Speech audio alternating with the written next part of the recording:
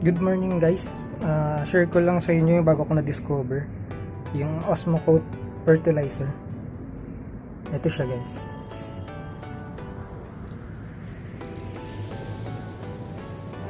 Maganda siya sa mga cactus at saka succulent, pero pwede din siya sa mga ibang halaman. Pakita ko sa inyo kung paano siya ginagamit.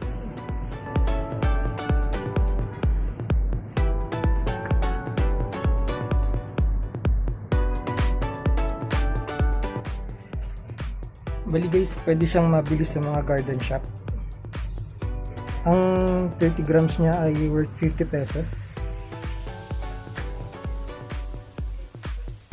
Ito siya.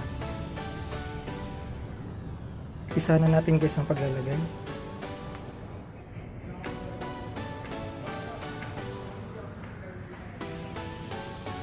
Konti lang kasi siksik sa nutrients.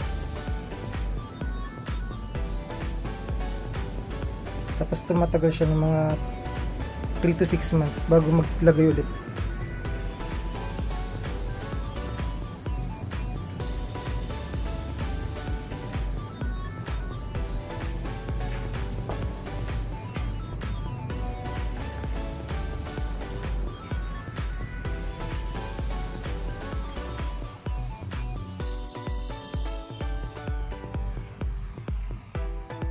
Para sa mga gustong bumili guys, meron nito sa Shopee, sa mga garden shop.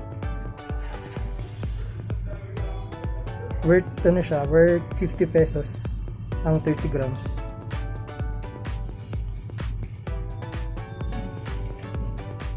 Yan, kaunti-kunti lang, huwag masyadong marami.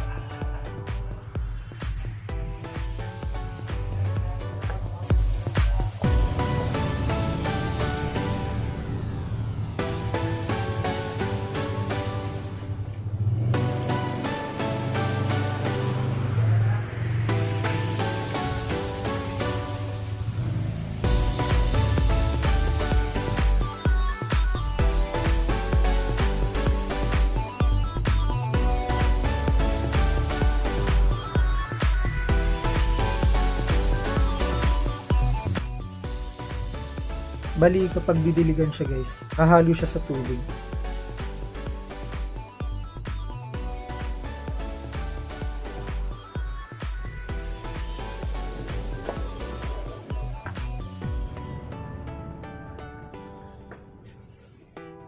Hindi na siya kailangan ihalo pa sa mga lupa.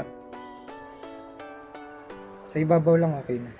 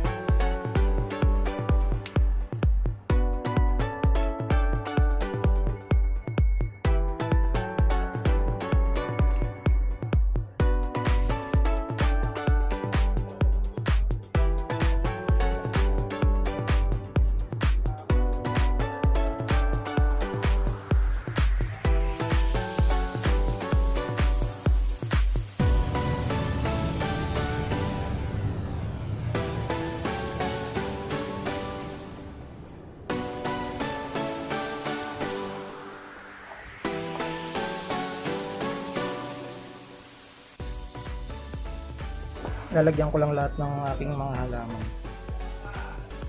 Magkaroon na lang sila ng mga pagkain.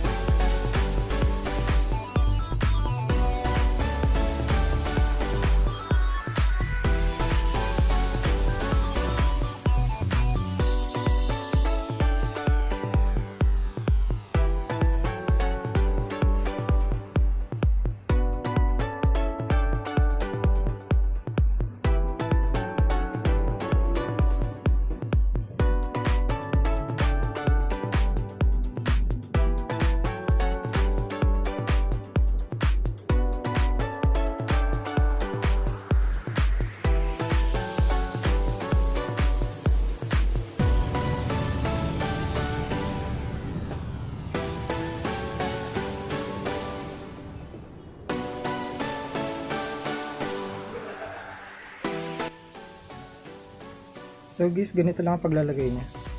Puro ibabaw lang. Tapos hindi niyo siya kailangan ihalo sa tubig para maging effective. Sa ibabaw lang talaga. Tapos didiligan niyo lang once a week. Okay na. Makikita niyo yung epekto niya after 2 weeks.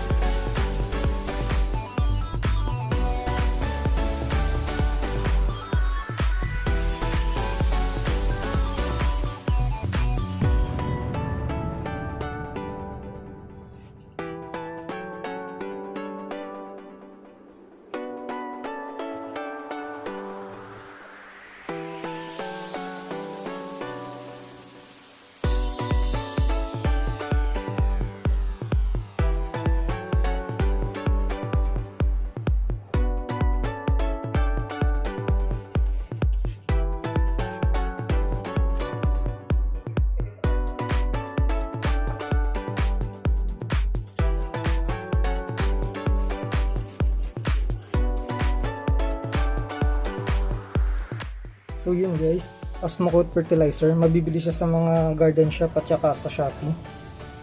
50 pesos per 30 grams. Pwede din siya sa ibang halaman, hindi lang sa cactus at succulent. Effective din siya sa iba. So guys, thank you for watching.